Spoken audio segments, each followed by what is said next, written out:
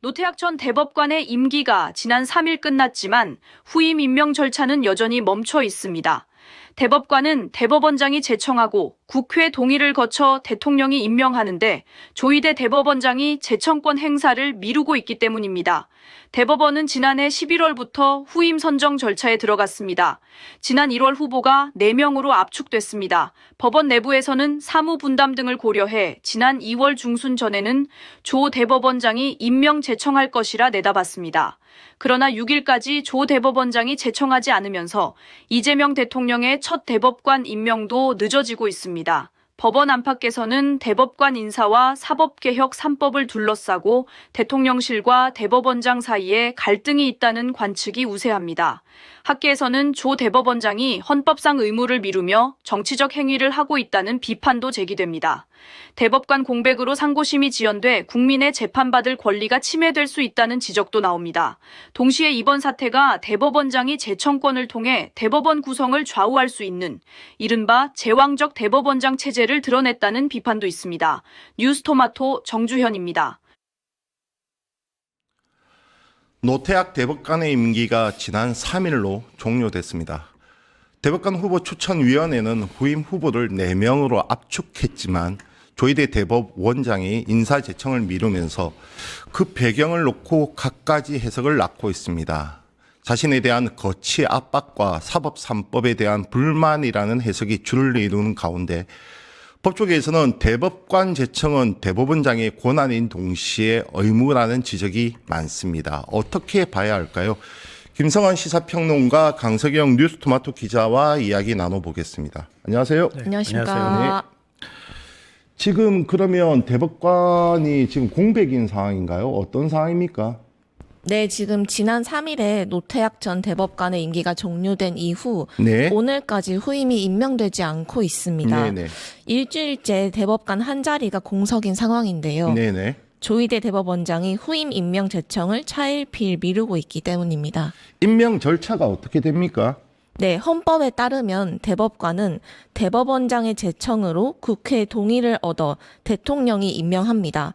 통상 대법관 후보 추천위원회가 후보 4명을 추천하고 네네. 대법원장이 이 중 한두 명을 제청하는데 청와대와 물밑교섭을 통해서 사실상 임명될 대법관은 미리 정해져 있다는 게 중론입니다.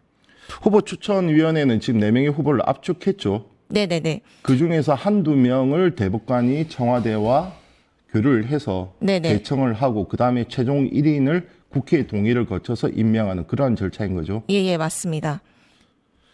자, 그런데 지금 계속 일주일째인가요? 네, 지금 오늘까지 일주일째 공석입니다. 어떻게 해석해야 됩니까? 일단 좀 서로 간에 신뢰가 안 쌓인 것 같아요. 굉장히 불신이 누적되어 있는 상태고요. 대법원과 청와대?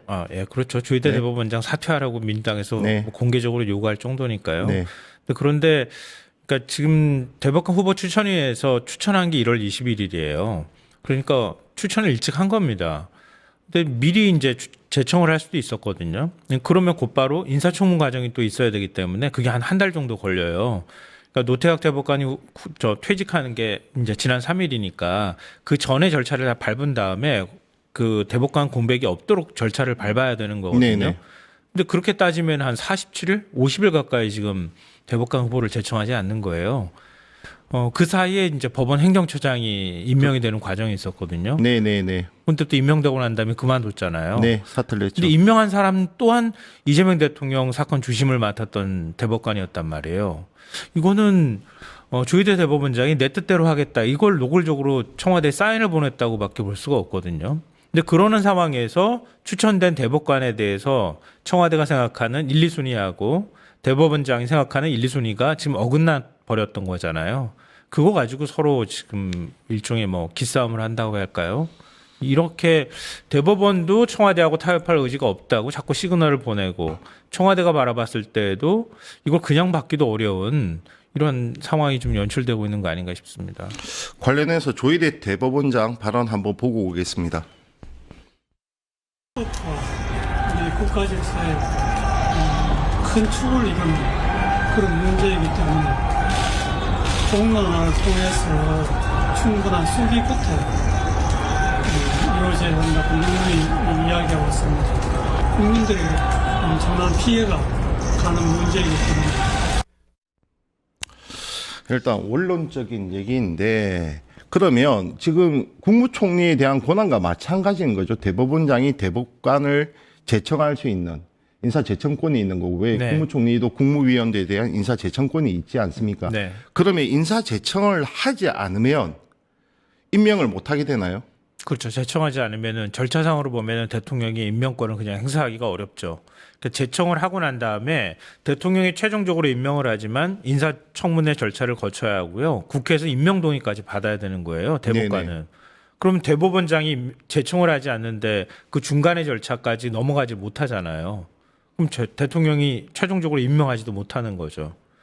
그러니까 그동안에는 그러니까 대법원장을 제청할 때 네네. 후보 추천위원회를 거치고 대법관을 네. 네. 그리고 법원 행정처장과 주로 이제 그 카운터 파트너가 법원 행정처장이 될 수밖에 없을 것 같은데요. 청와대 민정라인하고 그렇죠. 하죠. 네. 사전에 논의하고 협의하는 이런 과정이 있을 텐데 이번에 이제 추천된 그 일종의 고법 판사나 부장 판사들 보면 남성 여성이 절반으로 이렇게 돼 있어요. 네네. 근데 청와대 의중은 여성 판사이길 바랬던 것 같아요. 왜냐하면 지금 노태학 대법관이 있을 때에도 지금 여성이 14명의 대법관 중에서 3명밖에 안 돼요. 네네. 그러니까 성비가 안 맞잖아요. 그동안에도 이 대법관의 다양성 문제가 계속 얘기가 되어왔고 성비 불균형 그리고 서울대 법대 출신에 지나치게 치중돼 있다. 이런 지적들을 받아왔기 때문에 이재명 대통령이 임명 후에 첫 대법관 임명이기도 해서 이번에는 여성 대법관이었으면 좋겠다는 의중을 가졌던 것 같아요. 그래서 김민기, 박순영 고법 판사를 1, 2순위로 제시를 한 것으로 보이거든요. 네네. 근데 조희대 대법원장은 둘 다 남성을 추천을 그러니까 1, 2순위로 본 거예요. 여기서부터 제가 볼 땐 어긋나 있었던 것 같고요. 그 다음에 청와대에서 1, 2순위라고 1순위, 2순위를 보통 이제 우리가 지목을 하잖아요. 네네네. 근데 조희대 대법원장은 하필이면 1순위 빼고 2순위를 자신의 픽이다 이렇게 청와대에다 얘기를 했다는 거잖아요. 여기서 또 한번 어긋난 거 아닌가 싶어요. 그러니까 박순영 후보자, 그러니까 박순영 고법 판사 같은 경우에도 이전에 대법관 후보로 계속 올랐기 때문에 네네. 뭐 형식적으로 보면은 청와대가 무조건 안 된다 이렇게 보기 어려운 판사이면은 틀림없거든요. 호남 출신에다가 저 진보 성향이 강하다고 이렇게 평가를 받고 있어서 그러니까 본질적으로는 어떤 판사가 꼭 되어야 한다 이걸 지금 얘기하고 있다기보다는 그동안에 쌓였던 누적된 불만이나 대법관 구성이 어떻게 되어야 하는 것에 대해서 청와대하고 조희대 대법원장의 생각이 서로 다른 거 아니냐 이렇게 볼 수 있는 거죠. 지금 이 상황에 대해서 법원 내부에서는 어떻게 보고 있습니까? 일반적인 법관들 시선. 네, 평론가님 말씀하신 것처럼 이제 표면적으로는 대법관 후보자에 대해서 이제 누구를 대법관으로 할 것인지 청와대와 대법원 사이에 이제 의견이 엇갈린다라는 것이 있고 또 이제 더 근본적으로는 사법개혁 3법 입법 과정에서 누적된 불만을 대법원장 이제 표출하는 네네. 네, 그런 상황이라고 보는 시선이 우세합니다. 사법 3법 관련해서 국회 통과하고 난 뒤에 전국 법원장 회의를 소집해서 좀 우려의 목소리, 일종의 반발하는 행태도 보였었죠. 네네. 한 번 한 적이 있었고, 그 다음에 이번 주 목금에도 또 한 번 회의가 잡혀 있습니다. 그래서 대법원 사법개혁 3법 통과 과정에서 한 차례 이제 정치 집단 행위를 하면서 이런 반발을 한 상황이고, 그다음에 지금 이제 이번 주에 공포가 될 예정인데, 네네. 그때도 다시 한번 집단 행동을 보일 예정으로 보입니다. 이러한 집단 행동은 어떻게 봐야 됩니까? 상권 분립 체계하면 입법권은 명확하게 하면 국회에 있는 것 아닙니까? 지금 그렇죠. 국회 본회의를 통과했고 국무회의 의결을 거쳤단 말이에요. 지금 공표 직전인데 계속되는 이러한 집단 행동은 어떻게 봐야 됩니까? 이걸 집단 행동으로 볼 수 있을까도 문제인데요. 아하, 네. 사법부가 만약에 집단 행동의 의도를 담은 뭐 정부 법원장회의나 이걸 개최했다고 하면 그 자체로도 심각한 문제가 될 수 있다 이렇게 봐야 되고요. 그러니까 사법부의 의견을 개진할 수는 있어요. 그럼요. 사법부 의견 네. 개진 자체가 네. 불가능한 건 네. 아니잖아요. 근데 마치 우리가 집단 행동을 한다는 것처럼 이렇게 비춰질 수 있는 이런 모습들을 보인다고 하는 것은 제가 볼 때 그렇게 적절해 보이지는 않고요. 그러니까 모든 문제의 발단이 사실은 조희대 대법원장으로부터 비롯된 거잖아요. 그리고 조희대 대법원장이 이재명 대통령 사건을 그냥 네, 소배배당단 파기환송, 그로 네. 그냥 바로 전원합의체 네. 끌고 온다거나 그 이후에 내란 상황에서 부적절한 대처를 했다던가 또 내란 전단 재판부도 임명하지 않고 그러면서 다 각자 재판부별로 나눠져서 판단을 하는 바람에 오히려 국민들의 불신을 산 측면이 있단 말이에요. 그런데 자신에 대한 문제에서 모든 게 비롯됐는데 네네. 그 문제를 조직의 문제로 화해버리는 거잖아요. 그렇죠. 이걸 사법부에 대한 공격으로 받아들이는 일반 것 같아요. 기업으로 말하면은 CEO가 오너 리스크를 가지고 있는데 네. 이걸 기업의 리스크로 지금 전가시켜 버리는 셈이 되는 거니까 저는 뭐 예전에도 그런 생각 줄곧 해왔지만 조희대 대법원장이 사퇴하는 게 제일 깔끔한 방법이다. 지금도 역시. 여기에서 만약에 사법부 우리가 가지고 있는 걸 지키겠다고 하는 그런 모습들이 나타나는 거는 기득권 지키기로밖에 국민들한테 안 보일 가능성이 있다고 보여요. 근데 물론 이제 입법부에서 법안을 통과시켰기 때문에 뭐 지금 할 수 있는 방법은 없습니다. 지금 뭐 대법원에서도 밝히고 있는 것처럼 그럼 그걸 어떻게 지금 바로 법이 시행에 들어가기 때문에 어떻게 혼란이 없도록 할 수 있느냐. 뭐 예를 들면 재판 소원제 같은 경우에도 대법원에서 재판 소원제 문제를 어떻게 처리할 것이냐. 그리고 또 법 왜곡죄와 관련해서 소송을 당했을 때 판사나 이런 사람들을 어떻게 지원할 것이냐. 이런 세부적인 사안들을 논의를 하는 자리가 될 것 같아요. 이번에는 공개적으로 불만을 얘기하지는 못할 것 같고요.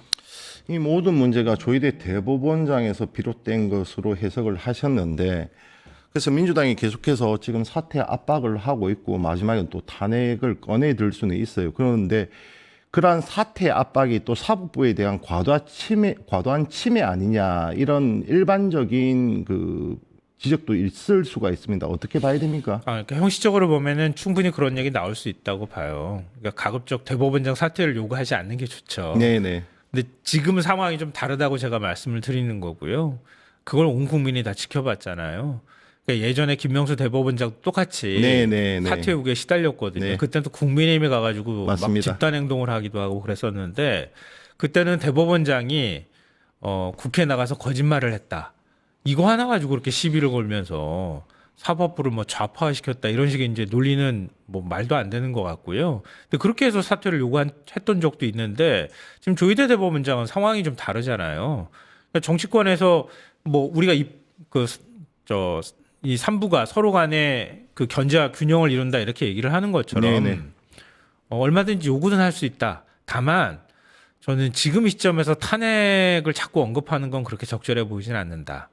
더군다나 선거를 앞두고 있는 상황이기 때문에 힘을 너무 과도하게 쓰는 것처럼 보일 때 국민들의 그 어떤 역풍이 불 가능성이 있거든요. 여론의 역풍도 의식할 필요가 있다. 그래서 만약에 한다 하더라도 네네. 일단 3법 제도적인 개혁을 추진하고 있으니 그게 안착되는 과정들을 좀 지켜보고 그리고 아마 이 탄핵 심판에 들어가도 퇴직하기 얼마 전에 끝날 것 같거든요. 제가 볼 때 내년 6월이 정년퇴임이거든요. 네네. 효과적인 측면에서도 그렇게 썩 좋은 건 아닌 것 같다는 생각도 합니다.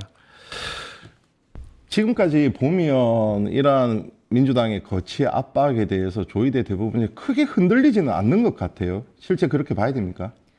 네, 조 대법원장은 이제 출근길에서 이제 기자들과 만나도 항상 그 사퇴 압박에 대한 중도 사퇴 가능성을 질문하면은 거기에 대해서 이제 일축하는 메시지를 많이 냈는데 최근에는 이제 사법기관은 어떤 경우에도 헌법이 부과한 사명을 다하겠다라고 하면서 네, 간접적으로 사퇴 가능성을 일축했습니다.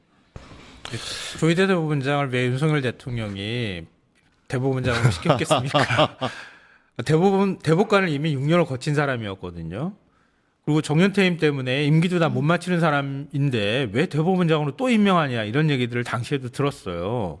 근데 조희대 대법원장의 스타일로 보자면 옛날에 조선시대 때 아주 원리 원칙에 충실한 사대부 보는 느낌? 기득권을 대변하는 뭐 이런 사람의 모습이에요. 가까워요. 제가 볼 때는 아주 보수적이고요. 네네. 그러니까 자기가 사법부의 그 어떤 운명을 짊어진다고 아마 본인 스스로 생각하지 않을까 싶어요. 우리가 해왔던 그대로 우리를 건드리지 못하게 하는데 내가 그 앞에서 그걸 막는 역할을 해야 되겠다고 하는 약간 신념 같은 걸 갖고 있지 않을까. 일종의 예전에 검사 동일체 원칙처럼 네. 지금 조직 사법부와 조희대를 동일시하는 네. 본인 좀 그렇게 받아들일 수도 있다. 그러니까 이렇게 흔들려서 네. 흔들릴 것 같아 보이지는 않는다. 다만 이제 견제나 이런 것들은 계속 할 수 있겠지만 중간에 중도 사퇴할 스타일 같아 보이진 않아요. 그러니까 이제 민주당에서 탄핵 얘기가 나오는 건데 그것도 그렇게 썩 적절한 수단은 아닌 것 같다. 그런데 그렇다면 계속해서 이러한 갈등이 지속될 수밖에 없지 않겠습니까? 그게 문제인 거죠. 예, 맞습니다. 그렇게 하면서 계속 흔들리면서 시끄러운 소리가 날 수밖에 없을 것 같은데요. 뭐 본질적으로 가면 제도가 문제냐 사람의 문제냐 이렇게까지 그렇죠. 들어갈 수밖에 없을 것 같은데 우리 사회가 관용할 수 있는 그 폭이 어디까지인지 권한을 힘을 절제하는 자제하는 게 어디까지인지 이런 부분에 대해서는 서로 간의 이해 폭이 좀 다를 것 같은데요. 저는 제가 만약에 생각한다 뭐 제 의견을 말한다면 탄핵의 수단이 없다고 하면 또 자진 사퇴를 하지 않는다면 이렇게 제도적인 개혁들을 계속 해나가면서 사법부의 어떤 다시 이런 일이 반복되지 않도록 구조적 개혁에 좀 집중하는 게 맞지 않을까. 조이대라는 사람한테 너무 집중하다 보면 오히려 국민 여론도 나빠지게 하고 제도 우리가 지금까지 지켜왔던 제도적 관용과 포용이라고 하는 정신도 잃어버릴 가능성이 있다고 보여요. 좀 더 진보적인 분들은 저를 비판할 수 있겠지만 그 정도 관용은 갖고 있어야 되는 거 아닌가라는 게 개인적인 생각입니다. 그 구조개혁에게는 이제 대법원장에게 집중된 권한들, 이러한 분산과 견제 이것도 반드시 필요하다고 보십니까? 그렇죠. 그게 핵심이 법원행정처잖아요. 네, 그래서 그렇죠. 법원행정처 폐지 얘기가 계속 나오고 있는 건데요. 뭐든지 이렇게 한꺼번에 밀어붙일 때 너무 많이 밀어붙이면 지금 또 법원 자체가 혼란스러울 수도 있고 또 법원도 하나의 조직이기 때문에 일선 판사들까지 전부 다 있는 거잖아요. 일선 판사들까지 거센 반발을 하게 될 경우에 그건 조직 자체가 흔들리고 그 조직이 흔들리는 건 지금 이제 제도적 개혁의 문제가 아니라 국민들한테 피해가 돌아갈 수 있다는 점은 사실 고려해야 되는 부분이거든요. 그래서 저는 일단 사법개혁 3법이 안착되고 또 개혁의 어떤 다른 잡음들이 없도록 만들고 난 다음에 그 다음에 법원행정처 개혁 문제로 조금 더 들어가야 될 필요가 있지 않을까라고 생각합니다. 법조계의 시선은 어떻습니까? 사실 법원행정처 폐지 같은 경우에는 이제 사법농단 이후부터 계속돼서 논의돼 왔던 것인데 사실 그 법안이 이제 국회에서 계속 미루어져 있었던 만큼 이번에 좀 법원행정처 폐지도 같이 이제 가야 되지 않냐라는 시선도 있습니다. 네, 지금까지 김성환 시사평론가 강석영 뉴스토마토 기자였습니다. 두 분 감사합니다. 네, 감사합니다. 네. 유튜브 구독하고 실시간 채팅과 댓글을 남기시면 매일매일 실천 TTCO를 드립니다. 참여 방법은 통통물 어플을 다운로드하고 회원가입과 로그인을 해주세요. 마이페이지에서 나의 회원 고유 번호를 복사해주세요. 유튜브 구독 후 실시간 채팅이나 댓글창에 고유 번호를 한 번만 입력하면 준비 끝! 지금 유튜브 채팅과 댓글 쓰기 참여하고 실천 TTCO 받아가세요.